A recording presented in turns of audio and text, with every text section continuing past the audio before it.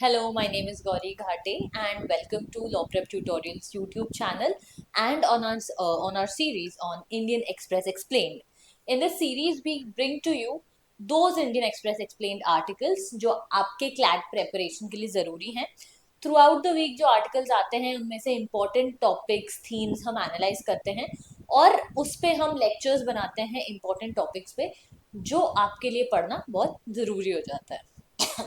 So for this lecture हमारा एक ऐसा टॉपिक है जिसको अगर देखा जाए तो एक ये स्टैटिक से भी रिलेटेड है, हिस्ट्री से भी रिलेटेड है, न्यूक्लियर पावर से भी रिलेटेड है, टेक्नोलॉजी से भी रिलेटेड है और तो और एक रिमेम्बरेंस डे से भी रिलेटेड है ये. तो ये टॉपिक हमारा है शर्नोबिल न्यूक्लियर डिजास्टर के बारे में. अब ये समझने के लिए हमको 1986 का थोड़ा सिनेरियो समझना पड़ेगा.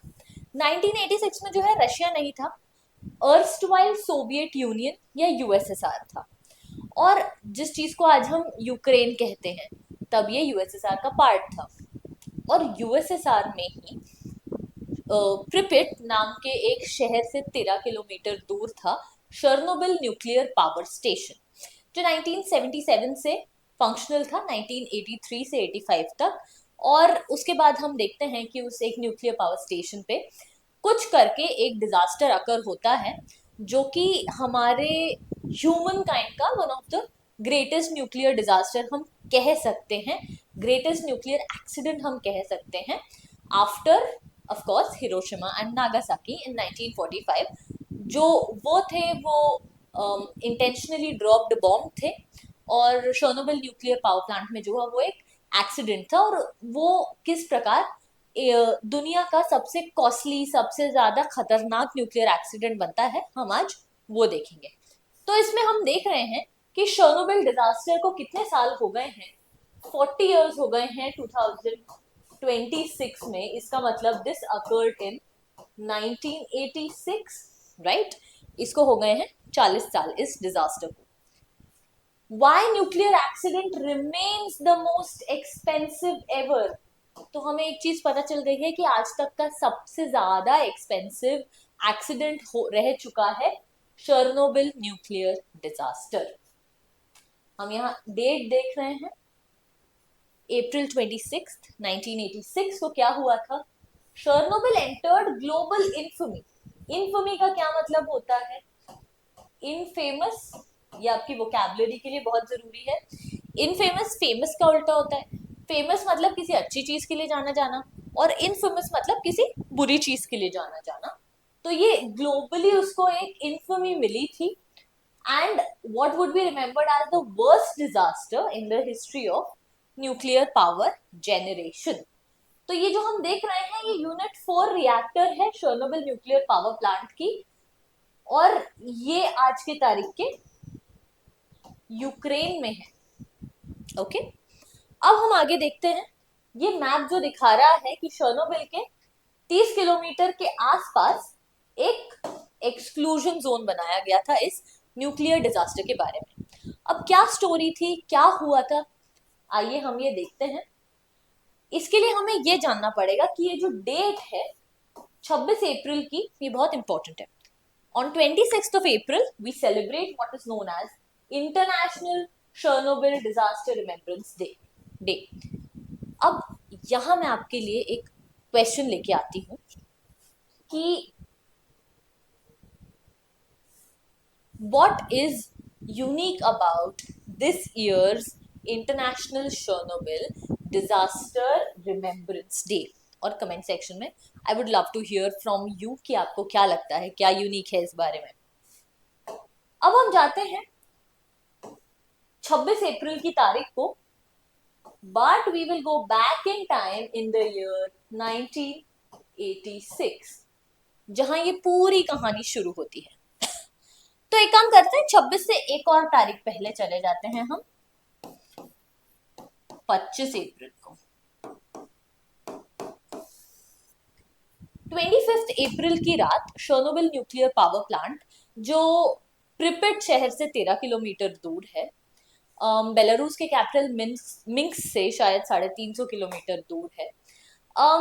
इस न्यूक्लियर पावर प्लांट में डिसाइड किया जाता है कि एक क्या होगा, एक एक्सपेरिमेंट कंडक्ट किया जाएगा, एक एक्सपेरिमेंट कंडक्ट किया जाएगा, एक टेस्टिंग कंडक्ट की जाएगी किसी भी न्यूक्लियर पावर प्लांट में। ये एक बहुत कॉमन फिनोमेना होता है टेस्टिंग कंडक्ट करना। किस चीज की टेस्टिंग कंडक्ट की जाएगी भाई? टेस्टिंग ये कंडक्ट की जाएगी कि in case of a blackout, मतलब पावर खत्म हो जाता है, अगर पावर खत्म हो जाता है तो क्या न्यूक्लियर रिएक्टर का जो कूलिंग सिस्टम है अपने आप चल पाएगा? ये थी टेस्ट जो उनको कंडक्ट करना था। अब इसके लिए हमको समझना पड़ेगा कि न्यूक्लियर पावर क्या होता है और न्यूक्लियर रिएक्टर कैसे काम करता है। सिंपल चीज है, न्यूक्लियर पावर कोई ज्यादा रॉकेट साइंस नहीं है, सिंपल चीज है। एक एलिमेंट होता है यूरेनियम का 235, यूरेनियम 235 के न्यूक्लियस के अंदर अंदर प्रोटॉन्स जो पॉजिटिव चार्ज के होते हैं और न्यूट्रॉन्स जो न्यूट्रल चार्ज के होते हैं, इस न्यूक्लियस में न्यूट्रॉन्स मारे जाते हैं, जिसके रिजल्ट में ये न्यूक्लियस टूटता है या फिर स्प्लिट होता है। इसको हम कहते हैं न्यूक्लियर फिशन। जब इसको हम स्प्लिट करते हैं तो इसमें से भी न्यूट्रॉन्स निकलते हैं, ये न्यूट्रॉन्स किसी और न्यूक्लियस को हिट करेंगे, उसमें से न्यूट्रॉन्स निकलेंगे, वो किसी और न्यूक्लियस को हिट करेंगे, उसमें से न्यूट्रॉन्स निकलेंगे, वो किसी और न्यूक्लियस को हिट करेंगे। ऐसे एक चेन रिएक्शन बन जाता है जिसको हम क्रिटिकलिटी या क्रिटिकल होना कहते हैं। अब जब ये स्प्लिट होता है ना, इसमें से इमेंस एनर्जी निकलती है न्यूक्लियस से। किस फॉर्म में निकलती है? हीट एनर्जी के फॉर्म में निकलती है। आइए हम देखते हैं एक न्यूक्लियर पावर प्लांट में जो रिएक्टर होता है वो कैसा होता है। तो ये जो कोर लिखा हुआ है ना, इस कोर में इस यूरेनियम का के न्यूक्लियस को स्प्लिट किया जा रहा है। तो यहाँ खूब सारी एनर्जी निकलती है, किस फॉर्म में? हीट एनर्जी के फॉर्म में। इस हीट एनर्जी को क्या किया जाता है, इसके आसपास ना पानी के पाइप्स लगाए जाते हैं, और पानी ये क्या करता है, पानी ये हीट एब्जॉर्ब कर लेता है और फिर स्टीम बन जाता है। स्टीम से हम टरबाइन घुमाते हैं और टरबाइन से इलेक्ट्रिसिटी बनती है। सिंपल है। न्यूक्लियर फिशन से हीट निकलती है, हीट से हम पानी गर्म करते हैं, पानी से स्टीम बनती है और स्टीम से टरबाइन घूम के इलेक्ट्रिसिटी बन जाती है। इतना बेसिक आपको फंक्शनिंग आनी चाहिए एक न्यूक्लियर पावर प्लांट की। अब हम देखते हैं कि शोनोबिल में उस दिन वो टेस्ट क्या कर रहे थे। उनने ये टेस्ट किया कि ये वाला जो एक कूलिंग सिस्टम है, एक ये वाटर पंप है, ये एक कंडेंसर है, यहां से वाटर फ्लो होता है, यहाँ वाटर पंप है, कूल वाटर कंडेंसर है। तो ये जो कूलिंग सिस्टम्स हैं अलग अलग जगह, अगर इलेक्ट्रिसिटी फ्लो कम भी होगा तो क्या ये कूलिंग सिस्टम्स काम कर पाएंगे या नहीं कर पाएंगे? अब इसके लिए हमको ये समझना पड़ेगा कि ये जो कंट्रोल रॉड्स है ना, जो कोर में जा रही है, जहां ये पूरा न्यूक्लियर रिएक्शन हो रहा है, कंट्रोल रॉड्स का काम है ऑब्वियसली कंट्रोल करना इस रिएक्शन को, क्योंकि ये न्यूक्लियर रिएक्शन बहुत फट से बहुत ज्यादा स्पीड पकड़ लेता है और हमारे आउट ऑफ कंट्रोल हो सकता है। तो ये जो कंट्रोल रॉड्स हैं, ये ऐसे एलिमेंट्स की बनी है जो इस न्यूक्लियर प्रोसेस को स्लो कर सकती हैं। अब शर्नोबिल में जब उनने ये टेस्ट शुरू किया 25 अप्रैल की रात को, तब क्या होता है कि न्यूक्लियर रिएक्टर को सिर्फ 7% पावर पे रखा जाता है। सॉरी, एक सेकंड। यस, सिर्फ 7% पावर पे रखा जाता है। इसकी वजह से इस कोर में ना एक गैस रिलीज होती है जिसका नाम है जेनॉन। तो कोर में हो जाती है जेनॉन पॉइजनिंग। अब जेनॉन का काम क्या है, इस न्यूक्लियर रिएक्शन को वो स्लो करता है, इसलिए इसको जेनॉन पॉइजनिंग कहते हैं। अब बिकॉज न्यूक्लियर रिएक्टर स्लो हो गया है, कोर स्लो हो गया है, इन रॉड्स को बाहर निकाल लेते हैं वो, क्योंकि उनको लगता है कि कोर इज डाइंग, कोर मरने वाला है, कोर कोई काम नहीं कर पा रहा है, इलेक्ट्रिसिटी नहीं जनरेट कर रहा है। तो वो रॉड्स को बाहर निकालते हैं ताकि स्पीड बढ़ जाए न्यूक्लियर रिएक्टर की। अब आप समझिए कि कोर है एक गाड़ी, कोर एक गाड़ी है, और ये जो कंट्रोल रॉड्स हैं ये इसके ब्रेक्स हैं। साइंटिस्ट्स को लगा, मैनेजर्स और इंजीनियर्स को लगा कंट्रोल रूम में कि ये जो कोर है, ये जो गाड़ी है, ये बंद पड़ रही है, पर ये असल में बंद नहीं पड़ रही थी। असली में जेनॉन की वजह से उनको लगा कि ये गाड़ी स्लो पड़ रही है, गाड़ी बंद पड़ रही है, तो इसको अपने को स्पीड देनी है, तो इनने ब्रेक्स को बाहर खींच लिया। जैसे ही ब्रेक्स को बाहर खींचा, रिएक्शन वापस तेज तेज तेज शुरू हो गया, खूब सारी हीट निकलने लगी, और इसी समय क्या हो जाते हैं, ये जो वाटर पंप्स लगे हैं ना जगह जगह, ये वाटर पंप्स अटक जाते हैं, तो कूलिंग नहीं जा पाती है, कोर तक हीट बढ़ती जाती है। जैसे जैसे हीट बढ़ती जाती है, कंट्रोल रूम में साइंटिस्ट को समझ आता है कि यार रिएक्टर और ये जो कोर है ये तो वापस एनर्जी प्रोड्यूस कर रहा है और कूलिंग नहीं जा रही है, तो अब हमको गाड़ी को वापस अगर स्लो करना है तो हम वापस ब्रेक्स अंदर डालेंगे। इसका मतलब कंट्रोल रॉड्स वापस हम कोर में डालेंगे ताकि उसका स्पीड कम हो जाए। अब आती है एक प्रॉब्लम जिसकी वजह से ये पूरा डिजास्टर हुआ। इन कंट्रोल रॉड्स की टिप पे ना ग्रेफाइट लगा था, ग्रेफाइट जिससे हमारी पेंसिल की निब बनती है। अब प्रॉब्लम ये हुई कि जो ग्रेफाइट है ना, ये कंट्रोल रॉड्स तो रिएक्शन को स्लो करती है, लेकिन वो ग्रेफाइट की टिप जो है ये रिएक्शन को बहुत तेज करती है।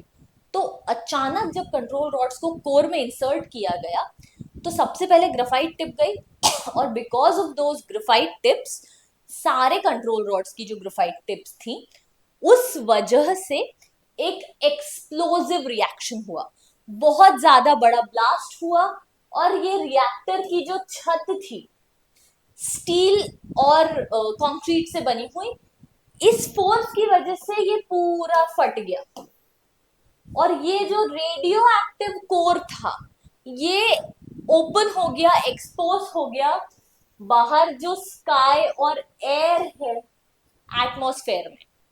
आप समझ रहे हैं कितनी बड़ी प्रॉब्लम है, रेडियो एक्टिव लीकेज शुरू हो गया है एटमॉस्फेयर में। ये थी 25 अप्रैल की बात, और 26 अप्रैल की सुबह होते होते खबर पहुंचती है कि शर्नोबिल न्यूक्लियर पावर प्लांट में क्या हुआ है, एक एक्सीडेंट हुआ है, और बहुत ही जल्दी जल्दी जल्दी ये न्यूक्लियर रेडिएशन फैलने लगती है आसपास की रीजन्स में। अब ये न्यूक्लियर रेडिएशन, पहले यूएसएसआर मना कर देता है अपनी इमेज बचाने को कि नहीं न्यूक्लियर रेडिएशन कहीं से एस्केप नहीं हुई है, कुछ नहीं हुआ है न्यूक्लियर रेडिएशन के बारे में। इमीडिएट क्राइसिस हमने जैसे डिस्कस किया, within 36 hours of explosion neighbouring town of Pripyat, जो अराउंड 13 किलोमीटर दूर था, वॉज कंप्लीटली इवैक्यूएटेड। अब ये जो न्यूक्लियर पावर प्लांट में काम करने वाले लोग हैं ना, ये प्रिपिट में रहते थे। 30 किलोमीटर का रेडियस न्यूक्लियर पावर प्लांट के आसपास का कॉर्डन ऑफ कर दिया, मतलब खाली कर दिया, ठीक है। एक्सेस रिस्ट्रिक्ट हो गया, और पब्लिक रेडिएशन पे एक्सपोज ना हो इसलिए पब्लिक को बाहर कर दिया, और फिर शुरू किया यूएसएसआर ने कवर करना कि नहीं कोई हुआ ही नहीं है, कुछ नहीं हुआ है, कोई न्यूक्लियर डिजास्टर नहीं हुआ है, क्या हुआ है, सिर्फ आग लगी थी, कुछ नहीं, वो सब ठीक हो गया। लेकिन स्वीडन, यूरोप के स्वीडन ने 28 अप्रैल को, आप देख रहे हैं 25 की रात को हुआ था ये, 28 अप्रैल को स्वीडन डिटेक्ट करता है abnormally high levels of nuclear radiation in its atmosphere. देखिए ये थी 26 अप्रैल 1986, यहां शर्नोबिल है। इसे क्या कहते हैं, इसको कहते हैं शर्नोबिल न्यूक्लियर प्लूम। प्लूम का क्या मतलब है, धुआं, जो न्यूक्लियर रिएक्शन का धुआं निकला है। 26 अप्रैल को ये था, बिकॉज ये मैंने एक रशियन एजेंसी से लिया है इसलिए अप्रैल लिखा है, और 3 मई को पूरे यूरोप में आप देखेंगे ये शर्नोबिल का न्यूक्लियर प्लूम फैल चुका था। देख सकते हैं कि ये सिर्फ यहां से शुरू हुआ था, लेकिन फैल पूरे यूरोप में गया था। That is how dangerous the Chernobyl disaster was. अब क्या होता है, पहला काम क्या करोगे आप अगर न्यूक्लियर डिजास्टर होता है? तो लोगों को इवैक्यूएट करोगे। आग लगी है जो न्यूक्लियर पावर प्लांट में, उसको बुझाओगे। जो न्यूक्लियर रेडिएशन फैल रही है उसको रोकोगे। तो इन कामों के लिए जो लोग गए उनका नाम था लिक्विडेटर्स। कम से कम 6 लाख लिक्विडेटर्स गए थे, जो पूरे यूएसएसआर से गए थे इस कंटामिनेशन को रोकने के लिए, डीकंटामिनेशन करने के लिए। कौन हो सकते हैं liquidators? Fire fighters, scientist, drivers. और पता है एक बहुत इंटरेस्टिंग चीज है, ये जो कोर था ये जलता जा रहा था, और बिकॉज ये जलता जा रहा था ये जमीन में समाता जा रहा था। और यूएसएसआर को ये डर था कि इस रेडिएशन से उनका ग्राउंड वाटर कंटैमिनेट ना हो जाए। इस कंटैमिनेशन से बचाने के लिए इस रिएक्टर के आसपास गड्ढा खोदा गया, और गड्ढा खोद के एक लेयर बिछाई गई जिससे इस रेडियो एक्टिव कोर को रोका जा सके अंडरग्राउंड। अब ये काम किसने किया होगा? ये काम किया था माइनर्स ने, माइन बनाने वाले लोगों ने। अब एक बहुत ज्यादा करेजियस चीज मैं बताती हूँ आपको इन लिक्विडेटर्स के बारे में। सबको पता था कि जो भी जाएगा एज अ लिक्विडेटर बच नहीं पाएगा। आइदर दिल डाई इंस्टेंटली, या वो इतना रेडिएशन से एक्सपोज होंगे कि कुछ सालों बाद अपने आप उनकी कैंसर से डेथ हो जाएगी। लेकिन फिर भी यूएसएसआर के, जैसे कि हमने देखा, कोने कोने से लोगों को या तो जबरदस्ती भेजा गया, या कुछ लोग जो अवेयर थे, जैसे the scientists, a lot of diplomats, a lot of bureaucrats,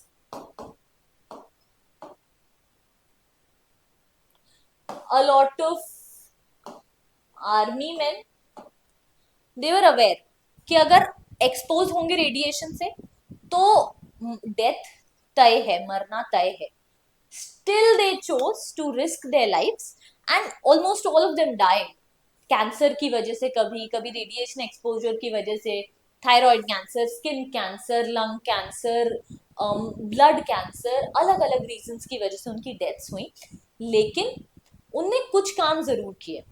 उनने, जैसे कि मैंने कहा, एक ग्राउंड वाटर और सॉइल कंटामिनेशन को रोका। जो प्रिपिट नाइपर रिवर सिस्टम था, दो रिवर्स थी, प्रिपिट और DNIEPER, इसको नाइपर कहते हैं। इन दोनों नदियों के पानी को कंटामिनेट होने से रोक दिया। दूसरा, इनने, याद है हमने देखा था कि कोर एक्सपोज हो चुका है और रेडिएशन लीक कर रही है एटमॉस्फेयर में। एक डोम बना के उसके ऊपर बिठाया। इस डोम का नाम था सार्कोफेगस। सार्कोफेगस की वजह से ये जो रेडिएशन लीक हो रही थी ये कंटेन हो गई। ये काम भी किसने किया? लिक्विडेटर्स ने किया। तो इस एक्सीडेंट के बुरे परिणामों को, दुष्परिणामों को रोकने का काम लिक्विडेटर्स ने बहुत अच्छे से किया। ये massive steel and concrete lid लगाई उस पे। यूनिट 4 के ऊपर आज भी ये लिड आपको दिखेगी। Nearly 2 lakh people were permanently relocated from their homes. 2 lakh लोगों को, जैसे कि हमने देखा, प्रिपिट से बाहर किया गया। कई लोगों को मिन्स्क से बाहर किया गया, आसपास के गांवों से इवैक्यूएट करके बाहर निकाला गया। आज तक का हिस्ट्री का ये कॉस्टलीस्ट डिजास्टर है। इसके शॉर्ट टर्म कॉस्ट अगर देखे जाए तो 935 मिलियन से 1 बिलियन तक थे पहले 5 साल में। इतना महंगा था क्योंकि इतना उसमें काम लगा था, इतना उसको इवैक्यूएशन में, लोगों को नए घर देने में, उनको मेडिकल ट्रीटमेंट देने में, उनको इंश्योरेंस देने में और पूरा इंफ्रास्ट्रक्चर बनाने में जिससे रेडिएशन कंट्रोल हो सके, इतना पैसा लगा था। लॉन्ग टर्म इकोनॉमिक बर्डन हम किसे कहेंगे? 700 बिलियन का लॉन्ग टर्म इकोनॉमिक बर्डन था। कैसे हम ये कैलकुलेट करेंगे? 3 डेकेड्स मतलब 30 साल का। हम इसको इस तरीके से कैलकुलेट करेंगे। एक तो बिल्डिंग न्यू सेटलमेंट्स, लोगों को नए घरों में बसाया। Compensating for condemn food supply, जो कंटामिनेट हो गया था फूड उसको उसके कॉम्पनसेशन में। Implementing safety upgrades across the RBMK reactors. अब ये RBMK रिएक्टर्स क्या है? ये RBMK रिएक्टर्स जो है एक रशियन टाइप के न्यूक्लियर रिएक्टर्स हैं, और इनका फुल फॉर्म होता है रिएक्टर बोल्शॉय मोस्टोनोस्ट कैनले। रिएक्टर बोल्शॉय मोस्टोनोस्क कैनले। अब इसका क्या मतलब है हमें नहीं जानना, हमको जानना है कि ये RBM के रिएक्टर्स हैं। इनमें क्या प्रॉब्लम थी? इनमें सेफ्टी प्रोटोकॉल सही नहीं थे। इनमें ये भी प्रॉब्लम थी कि इनमें जो कंट्रोल रॉड्स थी उसमें ग्रेफाइट टिप्स थी, जिसकी वजह से जो रिएक्शन स्लो होना चाहिए था वो एक्सप्लोजिव होके बढ़ गया था और ये एक्सप्लोजन हुआ था। तो पूरे यूएसएसआर में जो RBM के रिएक्टर्स थे उनको सेफ्टी अपग्रेड्स दी गई। ओके, रिएक्टर बोल्शॉय मोस्टोनोय कैनले। हेल्थ और ह्यूमन कॉन्सिक्वेंसेस क्या थे? जो बच्चे एक्सपोज थे रेडिएशन से उनको थायराइड कैंसर के अराउंड 5,000 केसेस आए, जो बच्चे अंडर 14 ईयर्स ऑफ एज थे।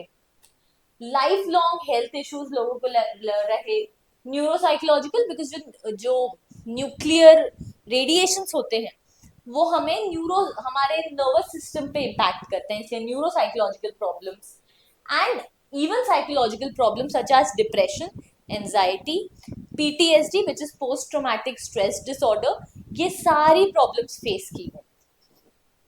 और एक डायरेक्ट स्टैटिस्टिकल कोरिलेशन देखा गया, कितने लोगों को एक्सपोजर हुआ है और कितने लोगों को कैंसर हुआ है लिक्विडेटर्स में। मतलब most liquidators faced cancer in their life, या तो इसके 5 साल बाद या इसके 10 साल बाद, बट उनको कैंसर हुआ। इसका मतलब न्यूक्लियर रेडिएशन के एक्सपोजर से उनको कैंसर डिटेक्ट हुआ। अब ये था शर्नोबिल का न्यूक्लियर डिजास्टर। क्यों हुआ था ये? It was a combination of things. एक था ह्यूमन नेग्लेक्ट। ह्यूमन नेग्लेक्ट कब कहा जा सकता है? जब उस रिएक्टर के कंट्रोल रूम में हर एक चेंज को अच्छे से रिकॉर्ड नहीं किया गया, और जो एक एक्सपेरिमेंट और टेस्ट वो कंडक्ट कर रहे थे यूनिट 4 में, उस टेस्ट को सीरियसली नहीं कंडक्ट किया गया, उसको एक लैक्स एटीट्यूड से कंडक्ट कर लिया गया। सेकंड था रिएक्टर में सेफ्टी के लूप होल्स थे, क्योंकि ग्रेफाइट टिप हमने देख ली थी। And finally the last part was lack of safety protocol। अगर इन 3 चीजों को ध्यान में रखा जाता तो things would have been different. ये इतना बड़ा दुनिया का सबसे महंगा डिजास्टर नहीं होता। So this was today's lecture for the Chernobyl nuclear disaster. I hope you understood ये क्यों हमारे लिए इस साल जरूरी है, क्योंकि इस साल 40 years कंप्लीट हुए हैं Chernobyl न्यूक्लियर डिजास्टर को, और न्यूक्लियर पावर में we are taking leaps and chances are इसमें से क्वेश्चन आए। सो आई होप आपको कुछ सीखने को मिला। If in case you have any doubts about the lecture, you can definitely comment in the comment section। and अगर आपको कुछ चीज शेयर करनी है, कोई फैक्ट शेयर करना है इसके बारे में, you can do that as well। Thank you।